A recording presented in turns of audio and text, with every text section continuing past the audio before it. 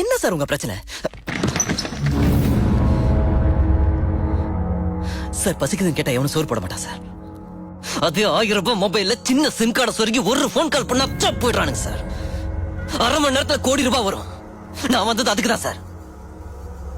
ये मुंबई शहर को रूल करने के लिए आया हूं. I believe in war, not in morality. யுத்தத்துக்கு பயப்படுறவன் தான் தர்மத்தை பத்தி பேசுவான். சார் ஒரு நாயை ஓட விட்டு அது எந்த வீட்டுல போய் நிக்குதோ அது என் வீடு இல்லைன்னு சொன்னா அடிப்பேன் அப்படின்னு சொல்றது அநியாயமா இல்லையா சார்?